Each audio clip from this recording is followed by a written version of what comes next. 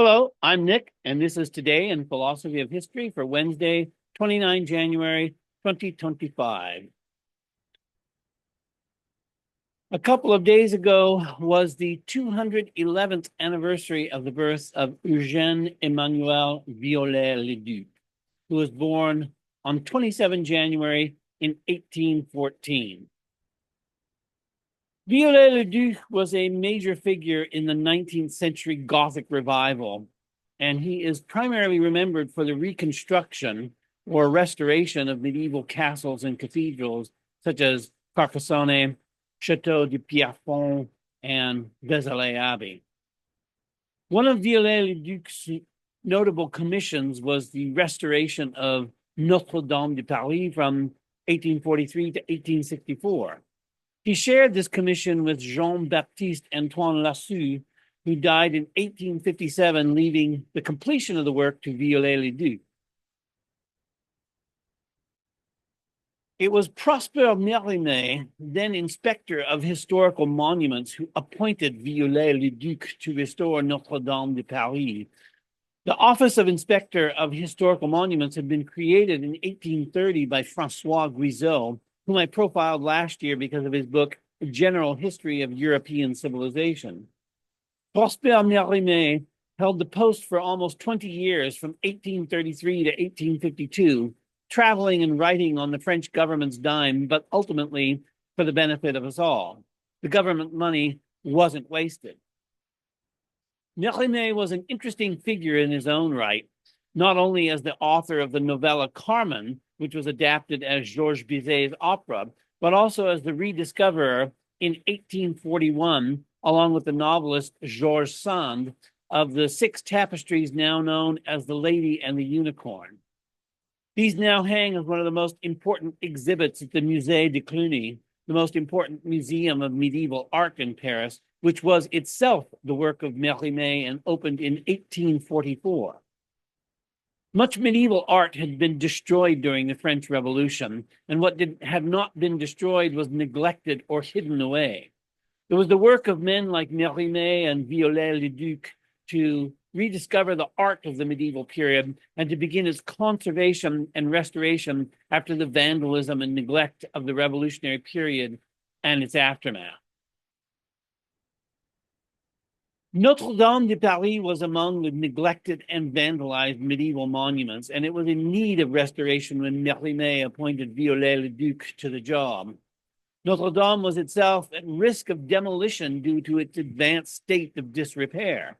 Victor Hugo's 1831 novel, The Hunchback of Notre-Dame, is credited with reviving interest in the structure. Notre-Dame has had several restorations throughout its long history, and presumably it will have further restorations in coming centuries. Of course, we all know that Notre-Dame de Paris suffered a terrible fire on Monday, 15 April 2019, and has been under restoration from that fire for several years, and only recently reopened on 7 December 2024. The spire that dramatically collapsed during that fire wasn't the original spire of the church. The spire that collapsed was Viollet-le-Duc's spire.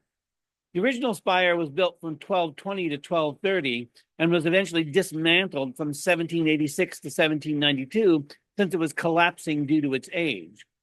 Notre Dame was without a spire from 1792 until the Viollet-le-Duc restoration.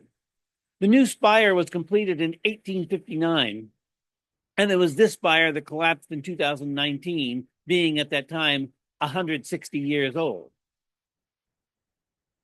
The post-fire restoration discovered under the floor the remains of what may have been the rood screen of the cathedral, and the fragments of which are now being restored. I don't know if this will ever happen, but I can certainly imagine a future restoration that installs the restored rood screen. There are no plans for this, but who knows what the future holds. Because of the fires and wars and bombings and other disruption, many of them violent, historical monuments that survive over the longue durée are continually changing, being rebuilt, reconstructed, restored, and repurposed. Viollet-le-Duc was part of the continuum of historical change. And as such, he represents a changed relationship to the past and a changed conception of the past. Today, Viollet-le-Duc's restorations are often criticized as being more in the way of imaginative reconstructions than restorations in the strict sense of historical authenticity. If you look at before and after pictures of the Chateau de Pierrefonds, you will see the extent to which it had deteriorated and the extent to which Viollet-le-Duc had to work on the structure to bring it to its current state. I say work on the structure as a kind of euphemism, since many regarded these projects not as restorations, but as imaginative reconstructions. At the same time, Viollet-le-Duc was at the height of his career, working on Carcassonne, the Chateau de Pierrefonds, and the Chateau de Vincennes. Georges Eugène Haussmann was transforming Paris between 1850 and 1870. Haussmann was the Robert Moses of his day, you could say. And the Haussmannization of Paris, as it came to be called, is famous for its improvements on the urban environment, especially the construction of new sewers and the monumental public spaces that were built, like the Étoile, but equally infamous for its destruction of the unique medieval urban environment that was Paris. It's been said that Paris was the largest medieval city in Europe before it was rebuilt according to Haussmann's plans. Shortly after medieval Paris was torn down and replaced with modern Paris, the Eiffel Tower was constructed from 1887 to 1889. So clearly, this was a society dramatically transforming itself by transforming the built environment, both past and present, in light of a grandly imagined future. Both Viollet-le-Duc and Haussmann altered the built environment in which the 19th century France lived and which France has lived ever since. Viollet-le-Duc's restorations, even if not historically accurate, are now monuments, and Haussmann's Paris is everyone's Paris, memorialized and romanticized in countless paintings, novels, and films.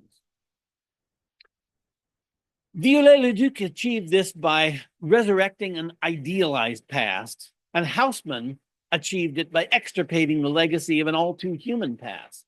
Thus, the two creatively selected, revised, and edited the architecture of the past to present the built environment according to a particular vision of past and present and the relationship between the two. How far Viollet-le-Duc and Haussmann resemble each other, I won't further consider at the moment. Instead, I want to draw a contrast between Viollet-le-Duc and some of his critics and to consider the ways in which Viollet-le-Duc sharply differed from the architectural visions of contemporaries. Another influential 19th century architectural theorist was John Ruskin. Ruskin admired the authenticity of ancient buildings and wanted them to be preserved but not restored, since in Ruskin's time, restorations were like the work of Viollet-le-Duc, that is to say, like wholesale reconstructions with liberties taken with the original fabric of the building. To give a sense of Ruskin's attitude, I'm going to give a quote from Nicholas Pevsner. Nicholas Pevsner was known for his architectural guidebooks on England, and in this capacity has been frequently quoted in our time by Jonathan Meades. Here's a passage from Pevsner's essay, Ruskin and Viollet-le-Duc, included in the volume Eugène Emmanuel Viollet-le-Duc, 1814 to 1879, that gives a sense of the collision of the personalities driven by different visions of the past and the relationship of the past to the present of Viollet-le-Duc, John Ruskin, and William Morris. Quote, Viollet-le-Duc was the busiest restorer of France, of cathedrals as well as castles and ancient towns. Pierrefonds and the walls of Carcassonne are perhaps the best known example. Ruskin wrote of restoration, restoration means the most total destruction of which a building can suffer. Nor was Viollet-le-Duc even as faithful a restorer as one might have expected. In the Dictionnaire, he wrote, to restore a building is not just to preserve it, to repair it, and to remodel it. It is to reinstate it in a complete state such as it may never have been at any given moment, and he acted accordingly. Great scholar that he was, familiar with all the features and all the details of all the phases of medieval architecture, when in 1864-65 it came to lengthening the nave of Clermont-Ferrand Cathedral and to give it a west front, he disregarded the date of the nave, 1340 to 1359, and made the facade to the mid-13th century in style, unquote. This quote from Pevsner has two embedded quotes, one from Ruskin equating restoration with destruction, and one from Viollet-le-Duc giving his rationalization for his conception of restoration. For Ruskin, the Gothic revival gave us not Gothic, but a poor modern substitute for Gothic, Neo-Gothic as it's usually called, which he did not see as being improved by what Viollet-le-Duc called the reinstating of the form of an historic building that it may never actually have exhibited in the past at any one time in its history. And Pevsner went on to write, quote, Ruskin, of course, was driven to his radical statement of feeling much more deeply than Viollet-le-Duc ever did what it is that moves us in looking at a Gothic building. It is, you have seen, the life as a whole, the spirit which is given only by the hand and eye of the workman. Remove the surface and you have killed the building. That, of course, would not apply to a Greek temple or a Palladian mansion of the 18th century, but they did not concern either Ruskin or Viollet. So while Viollet went on restoring and remodeling till he died, Ruskin could see a few years before Violet's death his principle of preservation instead of restoration coming to full fruition in the establishment of the Society for the Protection of Ancient Buildings. The date of the foundation of the society, which is still going strong, is 1877, and the founder was Ruskin's greatest pupil, William Morris, unquote. All over Europe in the second half of the 19th century, institutions began to appear dedicated to the preservation of ancient structures. The first open-air museum was opened in Stockholm in 1891, called Skansen, which has now become a generic term for open-air museums where rural and vernacular architecture is brought and reconstructed in an outdoor setting. I really enjoy museums of this kind, and whenever I visit a country, I check to see if they have a major open-air museum. This was then part of a movement not only to preserve monumental architecture, such as Viollet-le-Duc restored, if that's what he actually did, but also for the preservation of the way of life of the agrarian past that was rapidly disappearing in the wake of the Industrial Revolution. Some open-air museums have on-site interpreters who engage in traditional agricultural activities as a way of keeping alive the memory of a way of life that was once the norm, but has since largely been lost.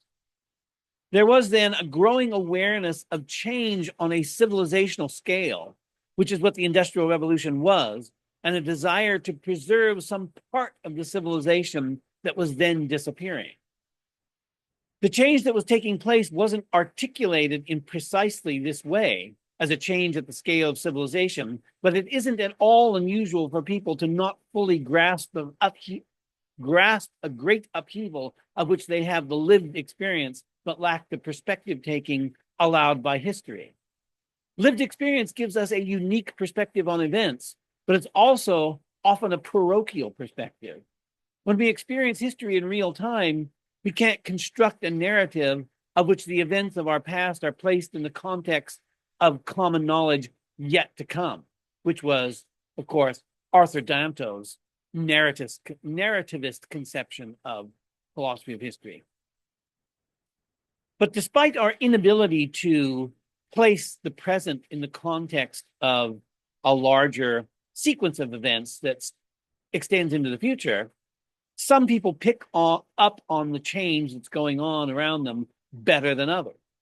I've often said of Marx that he was one of the rare individuals who understood that the Industrial Revolution was a revolution and that it would have revolutionary consequences for the social order, which it did. Viollet-le-Duc implicitly positioned his own work in relation to civilization, implying at least an unconscious grasp of the larger historical movements taking place in his time, though he does this indirectly by way of the problem of barbarism in relation to civilization. In his lectures on architecture, Viollet-le-Duc, seeking to understand art and architecture by way of contrast, asked what a barbarism is, and he wrote, quote, "The word barbarous has two meanings. It signifies, on the one hand, rude, uncultivated, on the other hand, cruel. A very barbarous people may be very gentle, while a very civilized people may be very cruel, and consequently barbarous. Cruelty is an instinct of human nature which civilization succeeds more or less in suppressing. It is therefore unnecessary to take this form of barbarism into consideration, especially as the arts are not influenced by it. History gives us only too many examples of acts of cruelty committed by nations among whom the arts had reached their highest degree of perfection," unquote. And Viollet-le-Duc was right. History gives us no end of examples of great cruelty, even, I could say, barbaric cruelty, coinciding with greatness in the arts, or what we might even call a highly civilized artistic tradition. He then gives several examples of this horrendous cruelty that coincide with a high artistic achievement. Quote, "In the very middle of the 17th century, the Parlement were still sending to the stake rogues or fools who made pretensions to sorcery, a piece of cruelty beyond question. Yet this century witnessed the erection of Versailles and the Hôtel des Invalides, and possessed poets and artists whose works we never cease to admire. We may then once for all exclude from the discussion the word barbarous in the sense of cruel. It remains for us to consider the term as meaning not civilized. Ought we to conclude from the fact that a nation is uncivilized, but that only faint indications of its future culture are as yet perceptible, that its arts are barbarous? We think not." Unquote.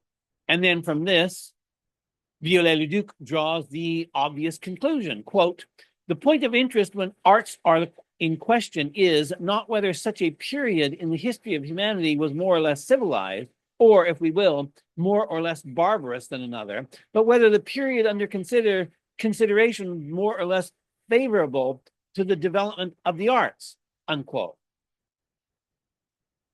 Thus, the arts can be separated from civilization to a certain extent. But Viollet-le-Duc also notes that the uneven appearance of human powers which do not shoot forth all at once, nor do they seem to exhibit a regular and linear pattern of development. Quote, "It is certain that the different branches of a civilization do not shoot forth all at once, that the development of institutions, of governments, of the sciences, of letters, and the arts is not simultaneous," unquote. Kenneth Clark faced a similar problem in discussing what we could call the aesthetic ideals of the Vikings.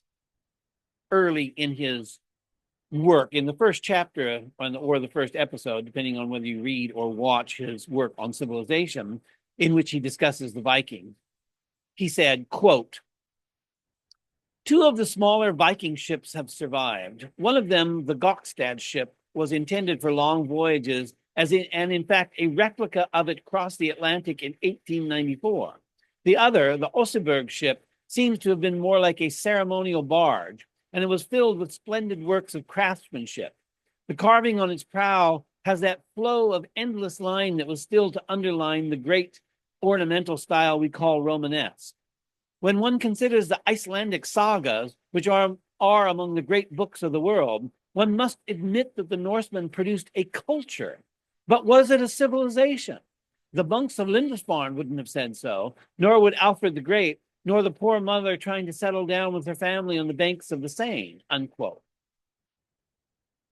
Just prior to this, Clark had said, quote, "Great works of art can be produced in barbarous cities," unquote. And then he added, quote, "In fact, the very narrowness of primitive society gives their ornamental art a particular concentration and vitality," unquote. This more or less coincides with the point Viollet-le-Duc was making, but another page or so on, Clarke also wrote of the Vikings, quote, "Their spirit did contribute something important to the Western world. It was the spirit of Columbus," unquote.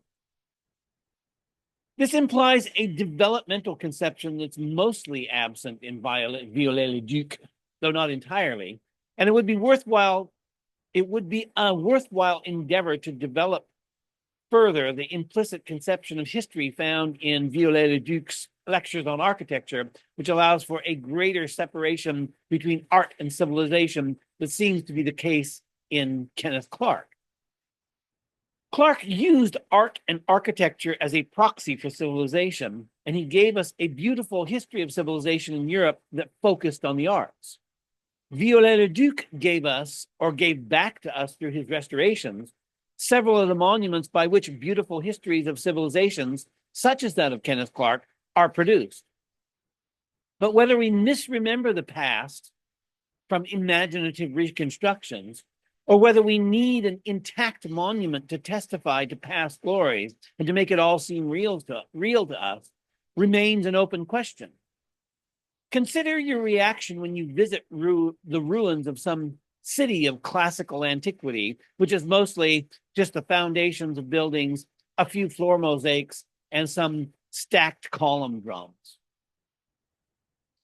Very few buildings have come down to us intact from classical antiquity, like the Pantheon, and those that have come down to us have suffered repeated restorations, reconstructions, and often long periods of neglect.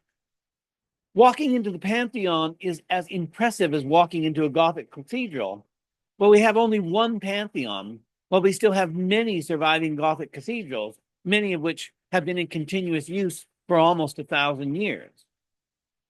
I've said elsewhere that there are many ways in which we feel closer to the cosmopolitan civilization of classical antiquity than we feel to the civilization of the Middle Ages.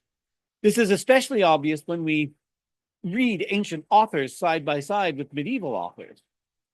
Cicero and Seneca sound like people we know. Their tones of voice and their attitudes are all familiar to us. And this is much less true of the writers of the Middle Ages, who often sound downright alien. But it was the fabric of the medieval world that came down to us intact.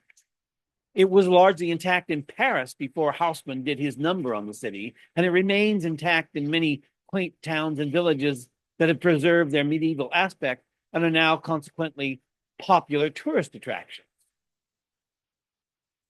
If you visit Siena during the Palio, a horse race that is conducted in the center of the medieval city, you can imaginatively enter into the life of the Middle Ages in a way that's far more direct than any opportunity to enter imaginatively into the life of the ancient world, with the exception of the books that the ancient world bequeathed to us.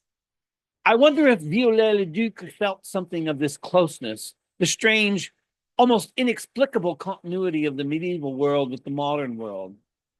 And this continuity was even more intact in the 19th century than it is today in the 21st century. It was the loss of this continuous tradition of agricultural civilization that prompted the efforts of restoration and preservation that started in the 19th century with men like Prosper Mérimée and Viollet-le-Duc. With this loss, more than 1,000 years of history was coming to a close. While most who lived through this loss were oblivious or unconcerned, if they recognized it at all, Viollet-le-Duc was aware of it, at least to some extent. Perhaps he still felt close enough to this tradition, still sufficiently part of this tradition, to restore the monuments of the Middle Ages.